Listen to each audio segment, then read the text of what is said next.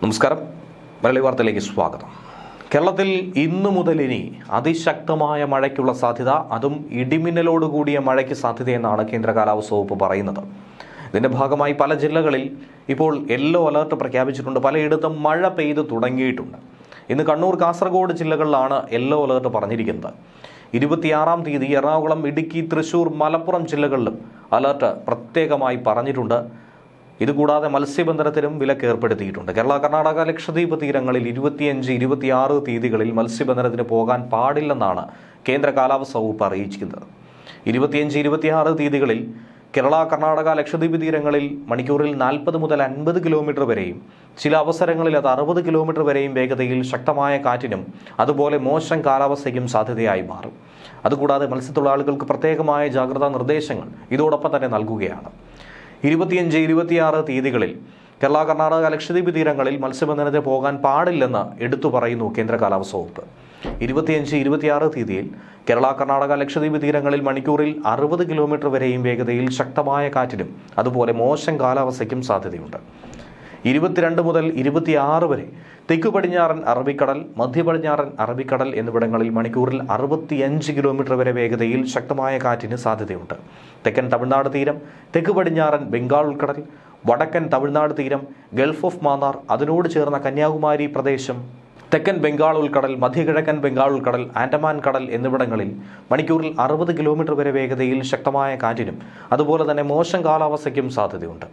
23 മുതൽ 24 വരെ തെക്കൻ തമിഴ്നാട് തീരം, തെക്ക് പടിഞ്ഞാറൻ ബംഗാൾ ഉൾക്കടൽ, വടക്കൻ തമിഴ്നാട് തീരം, ഗൾഫ് ഓഫ് മാന്നാർ, അതിനോട് ചേർന്ന കന്യാകുമാരി പ്രദേശം, തെക്കൻ ബംഗാൾ ഉൾക്കടൽ, മധ്യ ബംഗാൾ ഉൾക്കടൽ, ആൻഡമാൻ കടൽ എന്നിവിടങ്ങളിൽ മണിക്കൂറിൽ 60 കിലോമീറ്റർ വരെ വേഗതയിൽ ശക്തമായ കാറ്റിനും മോശം കാലാവസ്ഥയ്ക്കും സാധ്യതയുണ്ട്.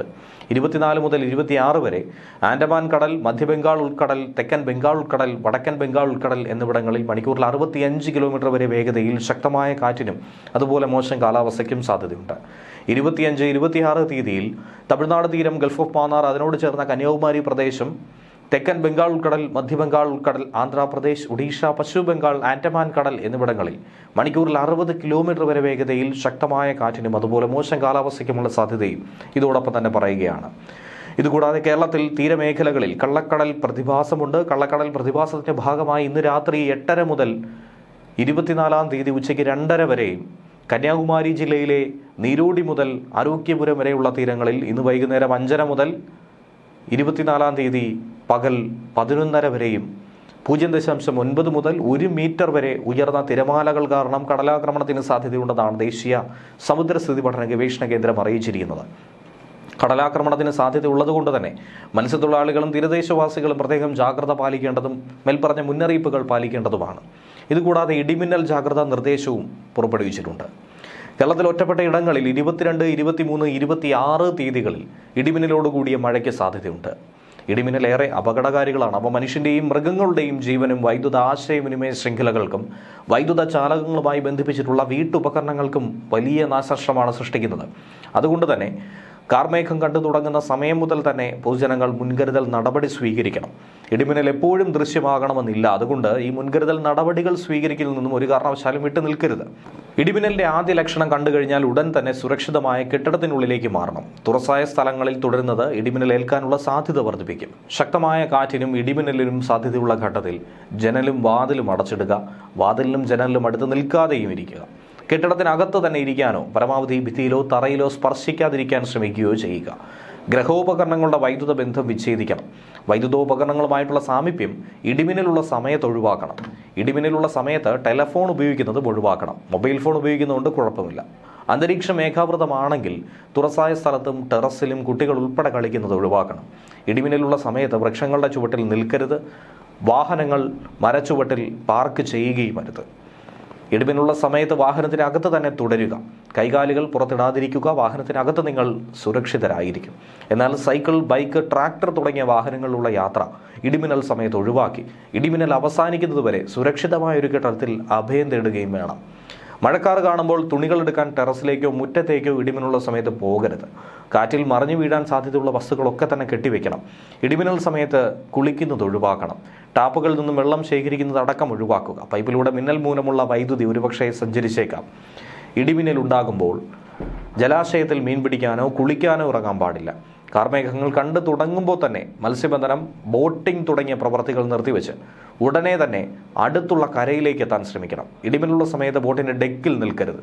ചൂണ്ടയിടുന്നതും വലയെറിയുന്നതും ഇടിമിന്നലുള്ള സമയത്ത് നിർത്തിവെക്കണം. പട്ടം പറത്തുന്നത് ഒഴിവാക്കണം. ഇടിമിന്നലുള്ള സമയത്ത് ടെറസിലോ മറ്റുയരമുള്ള സ്ഥലങ്ങളിലോ വൃക്ഷക്കൊമ്പിലോ ഇരിക്കുന്നത് അപകടകരമാണ്. വളർത്തുമൃഗങ്ങളെ തുറസായ സ്ഥലത്ത് ഈ സമയത്ത് കെട്ടരുത്. അവയെ അഴിക്കാനും സുരക്ഷിതമായി മാറ്റിക്കെട്ടുവാനും മഴമേഘം കാണുന്ന സമയത്ത് പോകരുത്. ഇത് നിങ്ങൾക്ക് ഇടിമിന്നലേൽക്കാൻ കാരണമായേക്കും. അടുത്തുള്ള കെട്ടിടത്തിലേക്ക് മാറാൻ സാധിക്കാത്ത വിധത്തിൽ തുറസായ സ്ഥലത്താണെങ്കിൽ പാദങ്ങൾ ചേർത്ത് വെച്ച് തല കാൽമുട്ടുകൾക്കിടയിൽ ഒതുക്കി പന്ത് പോലെ ഉരുണ്ടിരിക്കണം. ഇടിമിന്നലിൽ നിന്നും സുരക്ഷിതമാകാൻ കെട്ടിടങ്ങൾക്ക് മുകളിൽ മിന്നൽ രക്ഷാചാലകങ്ങളും സ്ഥാപിക്കാം. വൈദ്യുതോപകരണങ്ങളുടെ സുരക്ഷയ്ക്ക് വേണ്ടി സർജ് പ്രൊട്ടക്ടറും ഘടിപ്പിക്കാം. മിന്നലിന്റെ ആഘാതത്താൽ പൊള്ളലേൽക്കുകയോ കാഴ്ചയോ കേൾവിയോ നഷ്ടമാവുകയോ ഹൃദയാഘാതം സംഭവിക്കുകയോ ചെയ്യാം. മിന്നലാഘാതമേറ്റ ആളിൻ്റെ ശരീരത്തിൽ വൈദ്യുത പ്രവാഹമില്ല എന്ന് മനസ്സിലാക്കണം. അതുകൊണ്ട് തന്നെ മിന്നലേറ്റ ആളിന് പ്രഥമ ശുശ്രൂഷ നൽകാൻ മടിക്കരുത്. മിന്നലേറ്റാൽ ആദ്യം 30 സെക്കൻഡ് സമയം ജീവൻ രക്ഷിക്കാനുള്ള സുവർണ നിമിഷങ്ങളും. മിന്നലേറ്റ ആളിന് അതുകൊണ്ട് തന്നെ ഉടൻ വൈദ്യസഹായം നൽകാനും ശ്രമിക്കണം.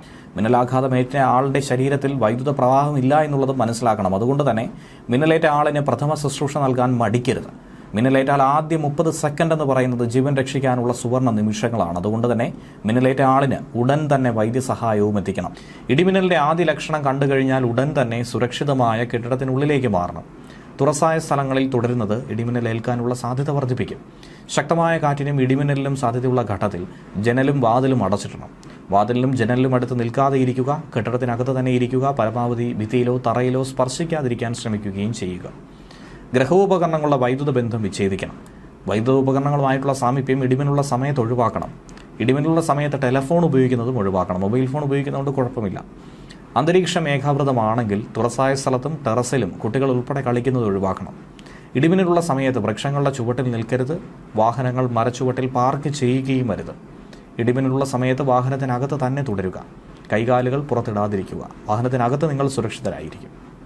സൈക്കിൾ, ബൈക്ക്, ട്രാക്ടർ തുടങ്ങിയ വാഹനത്തിലുള്ള യാത്ര ഇടിമിന്നൽ സമയത്ത് ഒഴിവാക്കണം. ഇടിമിന്നൽ അവസാനിക്കുന്നതുവരെ സുരക്ഷിതമായ ഒരു കെട്ടിടത്തിനുള്ളിൽ അഭയം തേടുകയും വേണം. മഴക്കാറ് കാണുമ്പോൾ തുണികൾ എടുക്കാൻ ടെറസിലേക്കോ മുറ്റത്തേക്കോ ഇടിമിന്നുള്ള സമയത്ത് പോകരുത്. കാറ്റിൽ മറിഞ്ഞു വീഴാൻ സാധ്യതയുള്ള വസ്തുക്കളൊക്കെ തന്നെ കെട്ടിവെക്കുക. ഇടിമിന്നുള്ള സമയത്ത് കുളിക്കുന്നതും ഒഴിവാക്കണം. ടാപ്പുകളിൽ നിന്നും വെള്ളം ശേഖരിക്കുന്നതും ഒഴിവാക്കുക. പൈപ്പിലൂടെ മിന്നൽ മൂലമുള്ള വൈദ്യുതി സഞ്ചരിച്ചേക്കാം. ഇടിമിന്നൽ ഉണ്ടാകുമ്പോൾ ജലാശയത്തിൽ മീൻ പിടിക്കാനോ കുളിക്കാനോ ഇറങ്ങാൻ പാടില്ല.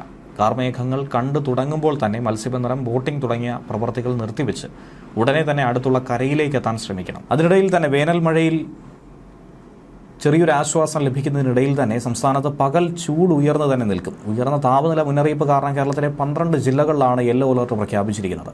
ഇടുക്കി, വയനാട് ജില്ലകൾ ഒഴികെ മറ്റെല്ലാ ജില്ലകളിലും യെല്ലോ അലർട്ട് പ്രഖ്യാപിച്ചിട്ടുണ്ട്.